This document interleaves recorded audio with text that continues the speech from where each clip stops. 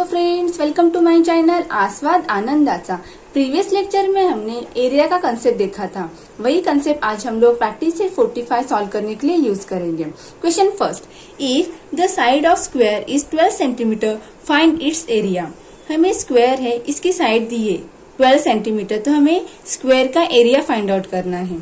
ठीक है, क्वेश्चन में क्या निकालना है, हमें जो स्क्वायर है उसका हमें एरिया फाइंड आउट करना है। Length of each side of square S is equal to 12 centimetre. जो स्क्वायर है तो उसकी जो साइड है उसकी लेंथ कितनी है, 12 सेंटीमीटर है। तो हमने वहां जो गिवन दिया है यहाँ पे लिख के लिया। एरिया ऑफ स्क्वायर, तो एरिया ऑफ स्क्वायर क्या होता है, S square, side into side होता है, तो साइड का स्क्वायर होता है। यहाँ पे हमने साइड को क्या लिखा है, एस लिखा है, इसलिए एस स्क्वायर हो जाएगा। इज इक्वल टू कितना दिया था, 12, तो हमने क्या किया, 12 का स्क्वायर किया। 12 इंटू 12 तो कितना आ जाएगा, 144। अभी वो कैसे, देखिए 12 मल्टीप्लाई 12 करेंगे। यहाँ पे 2 2 जा 4, 2 1 जा 2, फिर 0 लिखेंगे 4 के नीचे, 2 1 जा 2, 1 1 जा 1, तो 4 इसका एडिशन करेंगे तो कितना आ जाएगा, 4 प्लस 0 4, 2 प्लस 2 4 और 1, तो कितना आ जाता है 144। The area of the square is 144 centimetre square. तो यहाँ पे जो स्क्वायर था इसका एरिया कितना आया, 144 centimetre square. Question second, if the length of a rectangle is 15 centimetre and breadth is 5 centimetre find its area.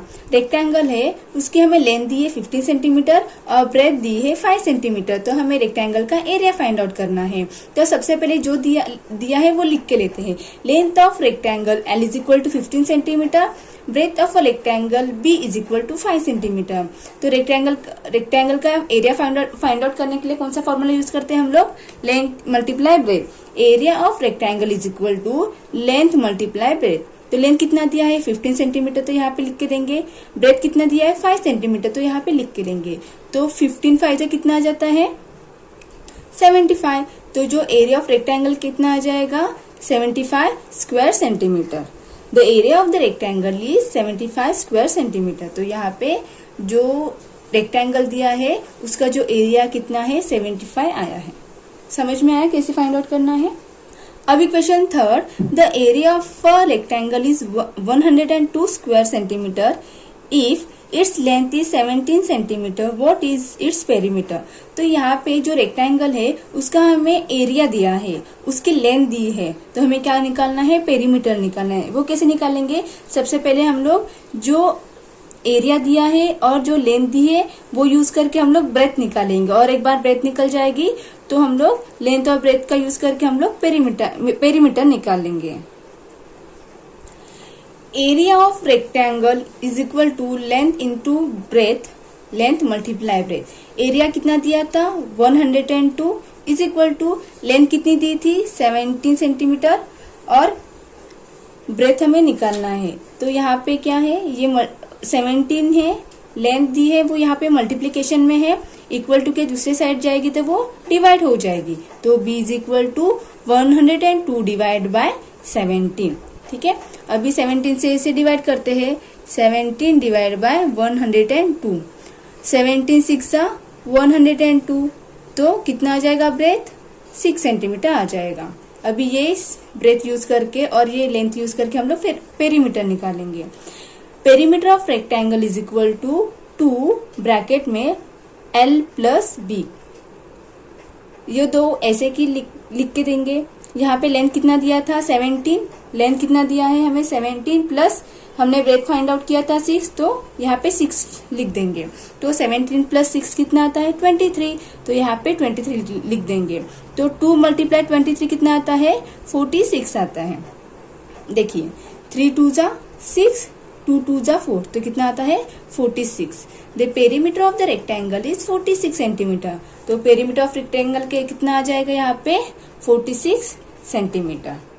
Question number 4, if the side of a square is triple, how many times will its area be as compare to the area of the original square. यहाँ पे जो square है उसकी जो side है वो triple की है। तो यहाँ पे क्वेश्चन में पूछा है जो न्यू एरिया आएगा वो ओरिजिनल स्क्वायर है उसके एरिया के कितने टाइम्स में रहेगा। ठीक है, तो यहाँ पे हम लोग सॉल्व करते हैं। Let the side of the square be A. तो यहाँ पे हमने स्क्वायर है उसकी साइड क्या कंसिडर की है, ए कंसिडर की है। Area of square is equal to side square.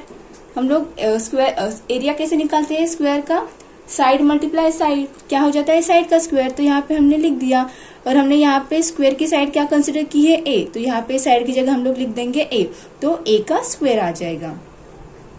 New side of the square is equal to 3 multiply A. यहाँ पे क्वेश्चन में क्या दिया था, जो स्क्वायर है उसकी साइड क्या है, ट्रिपल की है। तो ट्रिपल की है मतलब क्या हो जाएगी, 3 हो जाएगी। तो यहाँ पे हम लोग लिखेंगे 3a।